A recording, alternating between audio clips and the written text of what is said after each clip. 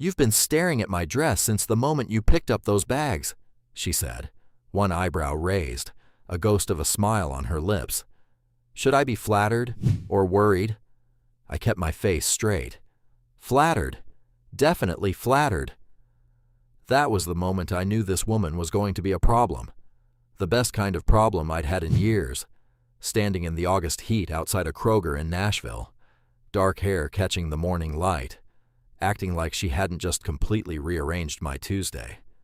And hey, before we get into it, how is your summer going? Have you been traveling, visiting grandchildren, or maybe just enjoying the warm evenings on the porch? Tell us in the comments. We'd genuinely love to know. Because our two heroes, their summer is turning into something absolutely unforgettable. Stick around, because it only gets better from here. I'm not the kind of man who believes in signs. I believe in level foundations, square corners, and contracts written in plain English. I believe in showing up on time and doing what you said you'd do. I'm Sutton Graves, 28 years old, born and raised in Nashville, Tennessee, and for the past 14 months, I've been quietly putting my life back together after it fell apart in ways I still don't fully understand. I had a company, I had a wife, I had a plan, then I had a court date. But we'll get to that. This story starts on a Tuesday morning in August in the parking lot of a Kroger on Charlotte Avenue. Nashville in August is something else entirely. The air thick and warm even at 9 in the morning, carrying honeysuckle and hot pavement, and that particular southern heaviness that wraps around you like a second skin. There'd been a short summer rain about an hour before, the kind that comes fast and leaves just as fast, like it had somewhere better to be. The pavement was still dark and wet, steaming faintly in the places where the morning sun was already burning through the leftover clouds, turning puddles into small mirrors that caught the sky. I'd been sitting in my 19 F-150 for 23 minutes doing absolutely nothing. I want to be honest about that. Not 11 minutes, not a quick pause. 23 minutes. I know because I watched the clock on the dashboard like it owed me something. The coffee in my cup holder was getting cold. The AC was running. The engine was on. And I could not make myself walk through those automatic doors and buy groceries for one person. A year ago, I had a list. She'd type it into her phone and read it out loud like I couldn't be trusted to remember 2 things at once. We'd still leave with 3 items we didn't need and forget the coffee filters every single time. It drove me quietly crazy. I would give just about anything to be that particular kind of crazy again. Grocery shopping, for one, is its own kind of quiet devastation. Nobody tells you that part. I was staring at my phone, not reading anything, just staring at the screen like it might eventually say something useful. When I saw her through the rain-smeared windshield, I wiped the glass with the back of my hand and looked again to make sure I wasn't imagining things. I wasn't. She was standing under the entrance awning of the Kroger, holding 2 grocery bags that were clearly testing the structural limits of the plastic handles and her patience in equal measure. She wasn't on her phone. She wasn't pacing. She was just standing there completely still, staring out at the wet parking lot with the expression of a person who was having a very serious internal conversation and losing it on points. She had long, dark hair, nearly black, falling straight and smooth past her shoulders, the August humidity giving it a faint natural wave at the ends that you couldn't buy in a salon. One thin braid ran along the left side of her face, delicate and effortless, disappearing into the rest of those dark waves like it had always belonged there. She was wearing a black wrap dress scattered with small blue flowers, soft fabric, fitted gently at the waist, the hem floating just above her knees in the warm morning breeze. It was exactly the right thing to wear on a warm August morning after a summer rain, and she wore it like she hadn't thought about it once.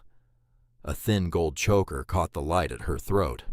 On her left wrist, just below the short sleeve, I could make out the small, dark lines of a delicate tattoo, something simple, something that clearly meant something to someone. She looked like the kind of woman who made a Kroger parking lot feel underdressed. I don't know why I got out of the truck. I genuinely cannot explain it. The coffee was right there. The AC was perfect. I had a dozen sensible reasons to stay exactly where I was. I got out anyway. The August air hit me immediately, warm and heavy and smelling like wet asphalt and fresh-cut grass and something faintly sweet drifting from the bakery vent around the side of the building. I walked across the still damp parking lot with my hands in my pockets and stopped a few feet from her. "Need some help with those?" She turned and looked at me, not startled, more like she'd already calculated several possible responses before I finished the sentence. Her eyes were hazel, somewhere between green and amber, depending on which way the light hit them, and they moved over me with the kind of calm, unhurried assessment that made me feel like I was being quietly interviewed for a position I hadn't applied for and wasn't sure I was qualified to hold. "Why?" she said. Not rude, just honest, like she genuinely wanted to understand the actual reason. "Because I've been sitting in my truck for 20 minutes pretending to look at my phone," I said. Figured it was time to actually be useful to someone. She looked at the bags, then back at me. The gold choker at her throat caught the light as she tilted her head slightly. "If you're a serial killer, just so you know, there's only yogurt and dish soap in here. Probably not worth the effort." I kept my face completely straight. Disappointing. I was really hoping for something more interesting. She laughed. It was short and a little surprised, like she hadn't planned on it, like laughter had quietly become something that caught her off guard these days. But it was completely real. I could always tell the difference between real and performed, and this was real all the way through. 3 blocks north," she said, nodding up the street. "And there's a hill." "I know that hill," I said, taking both bags from her. "It's got opinions." "Every single morning," she said quietly, falling into step beside me. We walked. The August morning was warm and still carrying the smell of rain. Wet sidewalk under our feet, the trees along Fairfax Avenue, dripping quietly onto the pavement, the city slowly opening its eyes around us. She didn't ask my name. I didn't offer it. Somehow that felt exactly right, like we both understood instinctively that names could wait. At her building, older brick, green door, a cracked second step I automatically noted needed fixing, she reached for the bags. Our hands almost touched in the handoff. "Thank you," she said. Then, after a pause that lasted just long enough to mean something, "I'm Hadley." "Sutton," I said. She looked at me for one long, quiet moment. Then she smiled, not the surprised laugh from before, but something slower and warmer, like a door opening just enough to let the morning light come through. "You look like you've got a story, Sutton Graves." I looked right back at her. "So do you." She held my gaze for 3 full seconds. Then she picked up her bags, turned toward the green door, and said over her shoulder, "Maybe I'll tell you sometime." The door closed behind her. I stood there on that wet sidewalk in the August heat, looking at the cracked second step, listening to Nashville wake up around me. A car moved through a puddle somewhere behind me. A mockingbird started up in the dripping trees overhead. I realized I was smiling, and I realized something else, something I hadn't felt in over a year. I wanted tomorrow to come. What I didn't know, standing on that sidewalk in the August heat, was that Hadley Cross had her own perfectly good reasons for walking to that grocery store instead of driving. Her car worked just fine. She walked because driving meant passing a certain office on Demon Brune Street, an office with a name on the door she wasn't ready to see yet, a name that was about to walk back into Nashville and into both our lives like nothing had ever happened. 3 days passed before I saw her again. I'd like to say I wasn't thinking about her during those 3 days. I'd like to say I was focused on work, on the 2 small renovation jobs I had lined up in East Nashville, on the stack of legal paperwork sitting on my kitchen table that I kept moving from one side to the other without actually reading. I'd like to say a lot of things. But the truth is, I drove past that brick building on Fairfax Avenue twice. Not slow, not obvious. Just past it. The way you check on something without admitting you're checking. On the third day, she was sitting on the front steps, not the cracked second one. She'd found a way to fold herself onto the top step with a coffee cup in both hands and an open notebook balanced on her knee. She was wearing a simple yellow sundress that morning, thin straps, the fabric bright against her dark hair, which was loose and falling over one shoulder. She looked up when she heard my boots on the sidewalk, and something moved across her face. Not quite surprise, more like quiet confirmation of something she'd already suspected. "You fixed it," she said. I looked down. Sometime in the previous 48 hours, somebody had filled the crack in that second step with fresh concrete and smoothed it level. "Wasn't me," I said honestly. "I know," she said. "The super finally did it. I've been asking him for 4 months." She paused. "I'm choosing to believe your presence somehow accelerated the process." I sat down on the step beside her without being invited. She didn't move away. "You always give strangers credit for your building super's work?" I asked. "Only the ones who carry both bags without being asked twice," she said. We sat there for a moment in the warm August morning, the city moving around us at its own pace. A delivery truck rumbled past. Someone's sprinkler came on across the street. "You want to tell me your story?" I said. "Or should I go first?" She looked at me over the rim of her coffee cup, those hazel eyes calm and careful and carrying something heavy just behind them. "You go first," she said. "I need to hear how bad it can get before I decide if mine qualifies." So I told her. I told her about the construction company I'd built from the ground up, starting at 23. Small jobs at first, bathroom remodels, deck builds, a few kitchen renovations that led to bigger referrals. I told her how Blair handled the finances, because she was sharp with numbers and I trusted her completely, and those two things turned out to be a dangerous combination. I told her how I started noticing things that didn't add up, invoices for materials we never ordered, payments to subcontractors I'd never hired. I told her how, when I finally asked the right questions, Blair was already 3 weeks gone. I told her what the accountant said. I told her what the court said after that. I kept my voice level the whole time.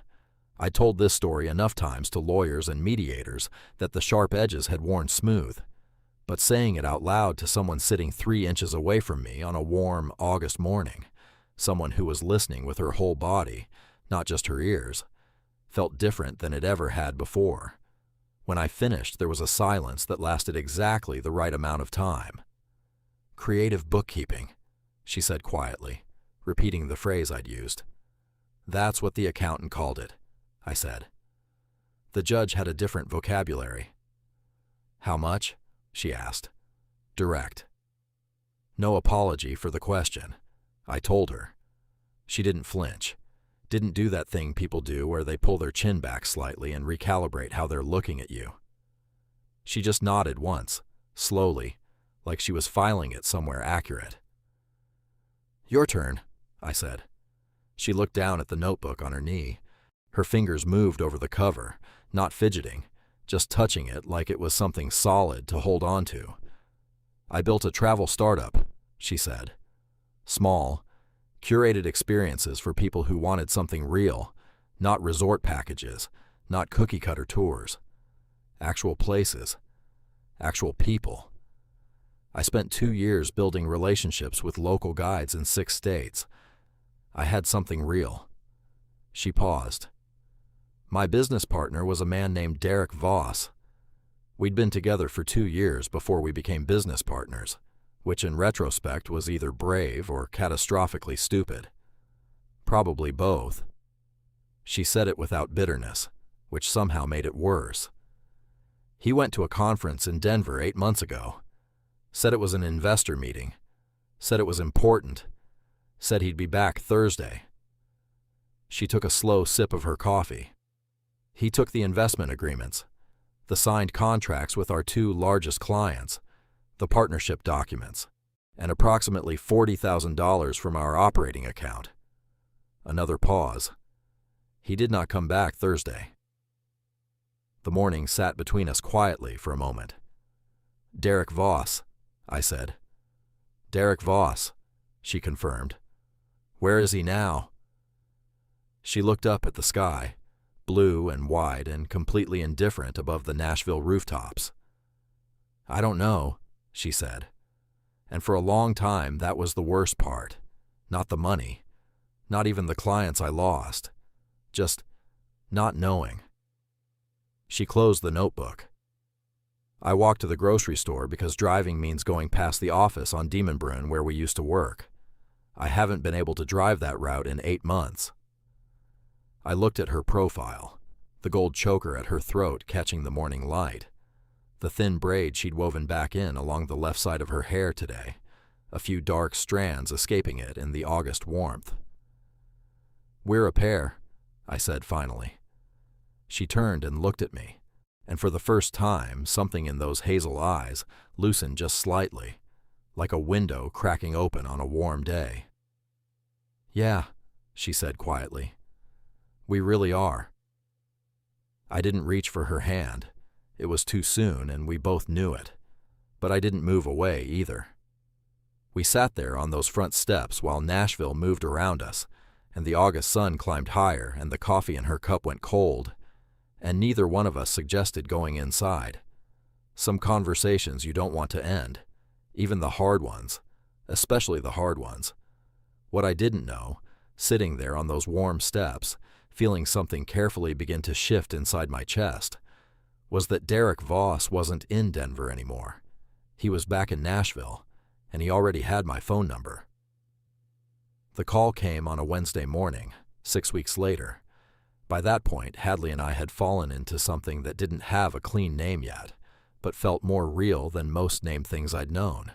We'd had coffee on those front steps 4 more times.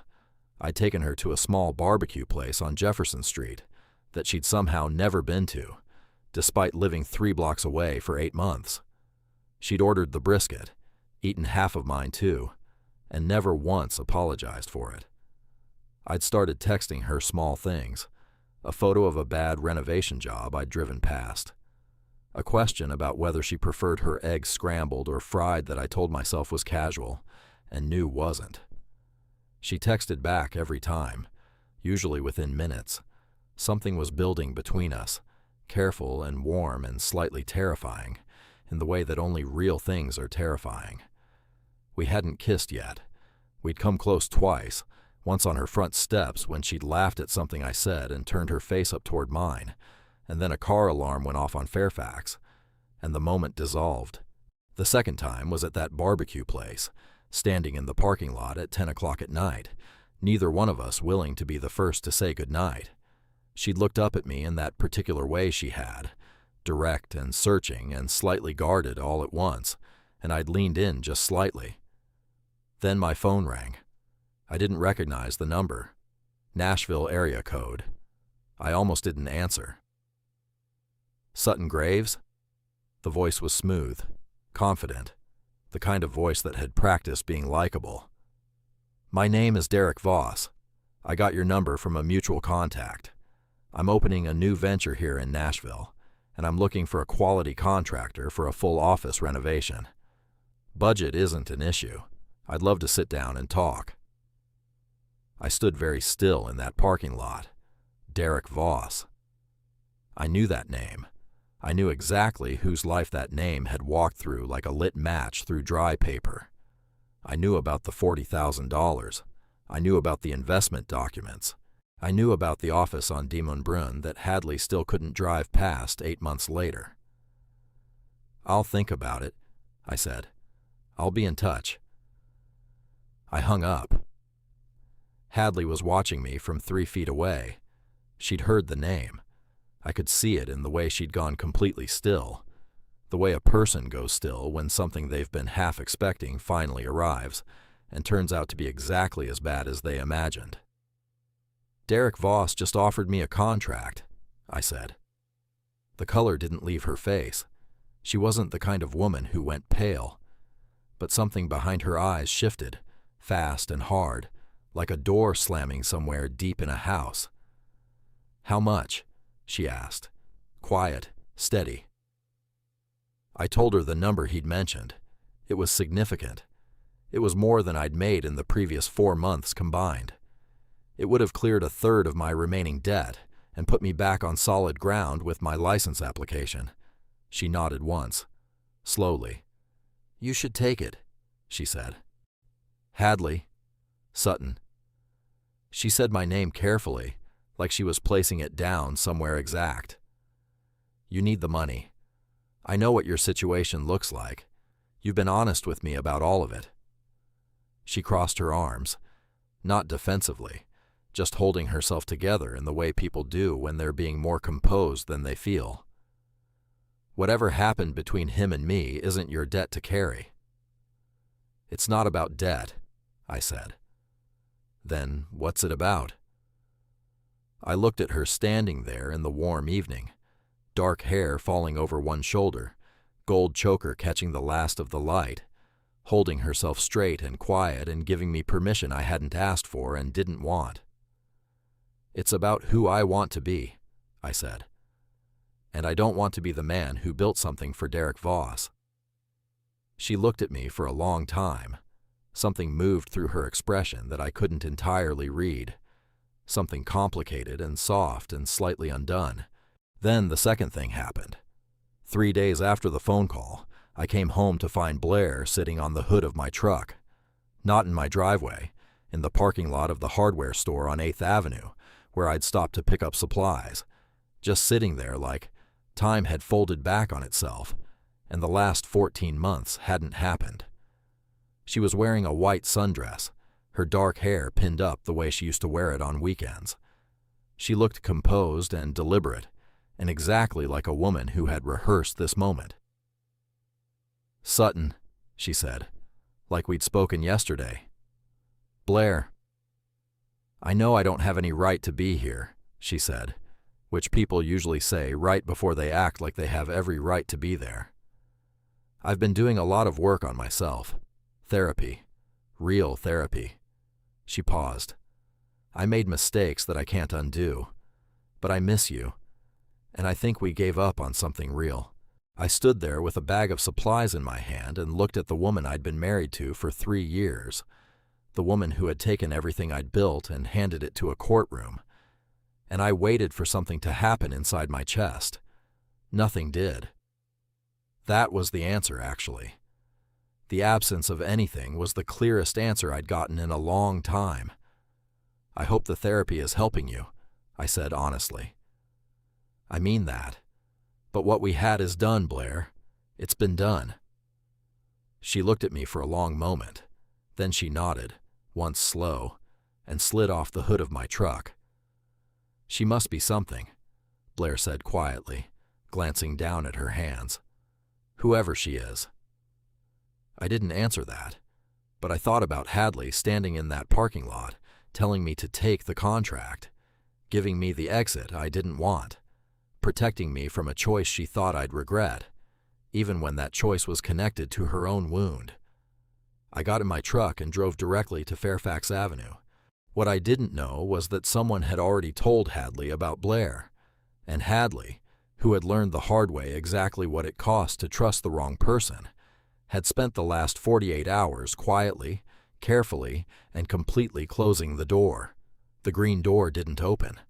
I knocked 3 times, waited, knocked again, not hard, not desperate, just steady. The kind of knock that says I'm not going anywhere without saying it out loud. I could hear movement inside, quiet, careful movement, the kind people make when they're deciding whether or not to answer. The door stayed closed. I stood there on those front steps, the ones with the repaired second crack, and looked at the green paint on that door and understood something clearly. Hadley Cross hadn't disappeared. She wasn't hiding. She was making a decision based on the only information she had, and the information she had was incomplete. I pulled out my phone. "I know you heard about Blair. I need 5 minutes. Not to explain, Just to tell you the truth. You can decide what to do with it after that. I'll be on the steps." I sat down on the top step and waited. Nashville moved around me in the warm August evening. A couple walking a dog across the street. Somebody's music drifting from an open window 2 floors up. The smell of someone grilling 3 buildings down. The sky above the rooftops was going that particular shade of deep amber that only happens in the South in August, when the heat of the day finally starts releasing itself back into the atmosphere. 11 minutes later, the green door opened. She was wearing a pale blue cotton dress. Simple, sleeveless, the fabric soft against her figure. Her dark hair was loose and slightly undone, like she'd been running her hands through it.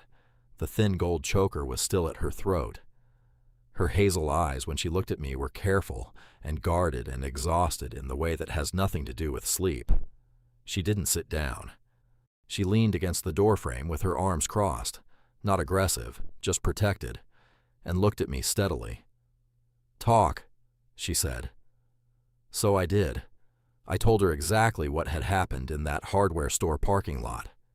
Every word of it. What Blair said, what I said, what I felt, and most importantly, what I didn't feel. I didn't soften it or shape it, or leave out the parts that were complicated. I told her about the absence in my chest when I looked at Blair, that particular silence where something used to live, and how that silence was actually the clearest thing I'd felt in months. "She said you must be something," I said. "Whoever you are." I paused. I didn't correct her assumption, but I want to be honest with you about why. Hadley's eyes moved over my face, reading it the way she always did, careful, thorough, not willing to accept the surface version of anything. "Why?" she said quietly. "Because I didn't want to reduce what this is to a parking lot conversation with my ex-wife." I held her gaze. "What's happening between us deserves better than that." A long silence settled between us. Somewhere above us, a window closed. The grilling smell drifted past and faded. "Someone called me," she said finally. "A woman I barely know from a yoga class I stopped going to.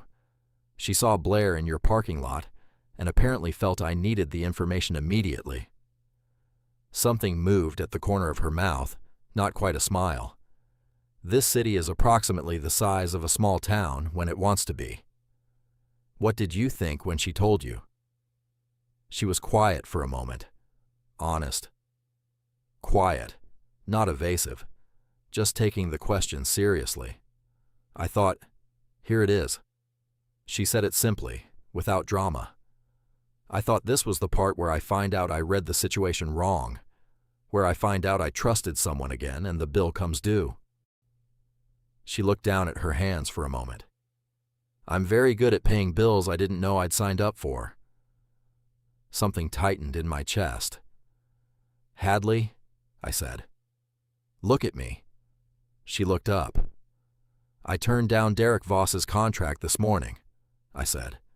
"Called him at 8 a.m., kept it short. He tried to negotiate, offered 15% more. I told him I wasn't available for his project and wished him luck finding someone else." I let that sit for a second. I don't want his money. I don't want Blair back.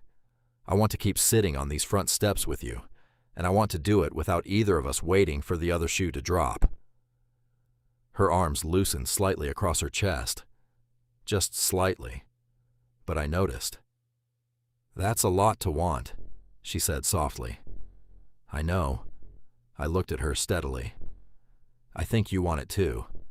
And I think that's exactly why you closed the door." She didn't answer right away. She looked at me for a long moment, those hazel eyes moving through something complicated and private. And then she slowly unfolded her arms and sat down on the top step beside me. Not touching, but close. "I filed the paperwork this week," she said quietly. "For the new company. Just my name on everything. Every line." She looked out at the street. It scared me more than I expected. Putting my name on something again. deciding that what happened with Derek doesn't get to be the last word. "What's the company called?" I asked. She almost smiled. "Cross Current Travel," she said. "Because everything worth doing has some resistance in it." I looked at her profile in the amber evening light, the dark hair falling over her shoulder, the gold choker at her throat, the small tattoo on her wrist catching the last of the sun. A woman who had been taken apart by someone she trusted and had quietly, stubbornly, without any audience, started putting herself back together. "That's a good name," I said. "I know," she said, and this time she did smile, small, real, entirely her own. We sat there as the August evening deepened around us. At some point our shoulders were touching, and neither of us moved away. At some point, her hand was near mine on the step, close enough that moving an inch would close the distance entirely. I moved the inch. Her fingers curled around mine slowly, like a question being answered in real time. We didn't say anything for a while after that. We didn't need to. Sometimes the most important conversations happen in the silence between two people who have both decided, quietly, without ceremony, to stop being afraid of the same things. What I didn't know, sitting there holding her hand in the fading August light, was that Derek Voss wasn't finished. He'd found out I'd turned down the contract, and he'd figured out why.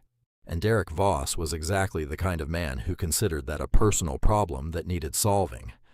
Derek Voss made his move on a Friday afternoon. I was on a job site in East Nashville, a kitchen renovation on Lillian Street. Good honest work, the kind that clears your head. When my phone rang, it was a number I didn't recognize. I almost let it go to voicemail.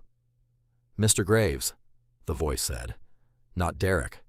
Older, professional. "My name is Paul Whitfield. I'm an attorney representing Derek Voss. I'm calling to inform you that my client intends to file a complaint with the Tennessee Contractor Licensing Board, citing alleged defamatory statements made by you to prospective business associates regarding Mr. Voss's professional reputation." I set down the piece of trim I was holding very carefully.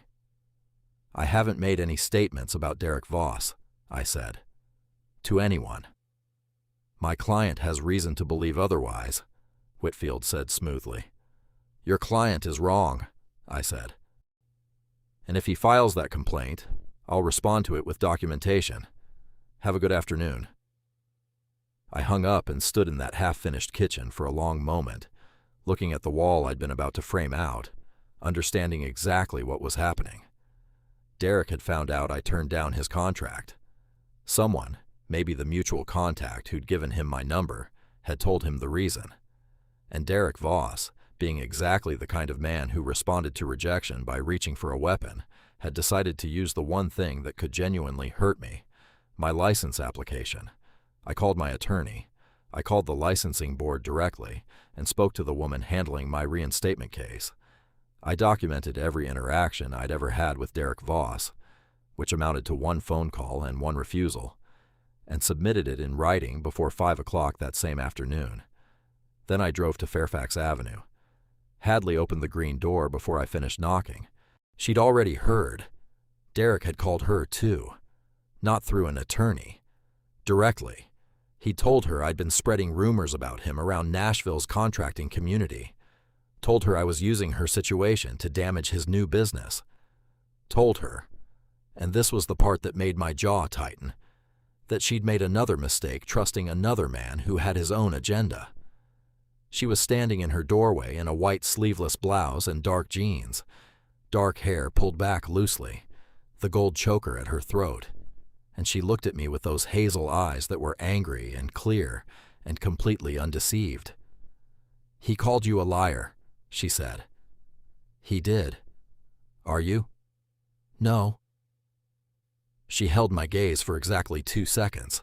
Then she stepped back from the door. "Come inside," she said. "I'll make coffee. We need to talk about what we're going to do." That single word landed somewhere in my chest and stayed there. We sat at her kitchen table, a small round table near the window overlooking the street, and we built a response together.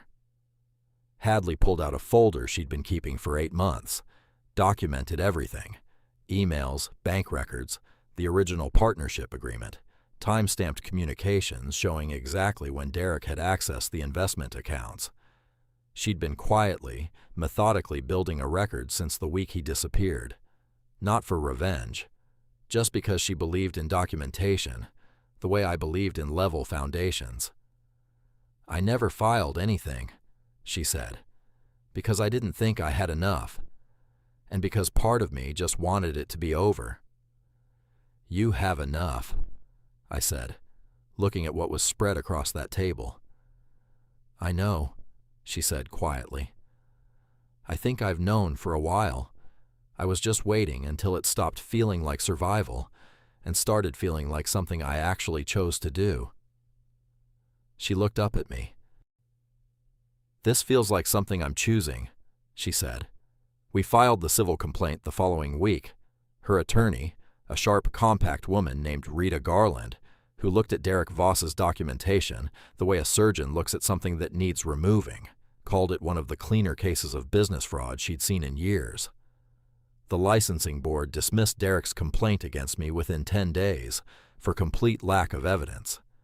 Derek Voss, faced with Rita Garland and 8 months of Hadley's careful documentation, settled quietly and quickly. He left Nashville 2 weeks later. Nobody was particularly surprised. What happened after that happened slowly and then all at once, the way most things that matter actually work. Cross-Current Travel launched in October with 3 curated Tennessee weekend packages and a waiting list inside the first month. Hadley rebuilt her guide relationships one honest conversation at a time. By the following spring, she had contracts in 4 states and had hired her first employee, a 22-year-old from Murfreesboro named Jess, who reminded her, she said, of herself at that age, which she meant as both a compliment and a warning. My contractor's license was fully reinstated in November. I took on 2 residential projects in December. Modest, careful, exactly right. By spring, I had a crew of 3 and more referrals than I could handle. Sutton Graves Construction didn't announce itself. It just started showing up and doing good work and let that be the entire argument. Hadley met my father in December. He drove up from Murfreesboro in his old Chevy, shook her hand on the front porch, looked at her for about 4 seconds and said, "Girl, you're the first person who made him pick up a hammer again. Don't go anywhere." She laughed, that real surprised laugh I'd first heard in a Kroger parking lot on a warm August morning, and said she wasn't planning on it. My father nodded once like that settled everything. For him, it probably did. We got married the following August, exactly 1 year after a Tuesday morning and a parking lot and 2 heavy grocery bags. The ceremony was in the backyard of my father's place in Murfreesboro. No photographer charging $5,000. Just friends, long tables, barbecue, and string lights in the old oak trees that my father had planted the year I was born. Hadley wore a simple white dress and her dark hair down with that thin braid along the left side, the gold choker at her throat, catching the string lights in a way that made it hard to look at anything else in that backyard. I looked at her across that yard and thought, I almost didn't get out of that truck. Cole arrived the following July. 6 pounds, 14 ounces, dark hair, and an expression of profound skepticism that the delivery nurse said she'd never seen on a newborn before. I held him for the first time under those hospital lights and felt something shift permanently inside my chest. Some final rearrangement of everything I thought I understood about why things happen the way they do. Hadley looked at us both from that hospital bed, tired and radiant, and entirely herself, and said quietly, "Look what we built." She wasn't talking about the baby. She was talking about all of it. People say second chances are rare. I don't think that's true. I think they happen every day. In parking lots, in the rain, between 2 people who both forgot what it felt like to trust someone, and then, slowly, remembered. The question was never whether the chance existed. The question was whether I got out of the truck, I did. And it changed everything. Every single thing. Thanks for watching. If this story meant something to you, please like and subscribe for more unforgettable stories about love, resilience, and second chances.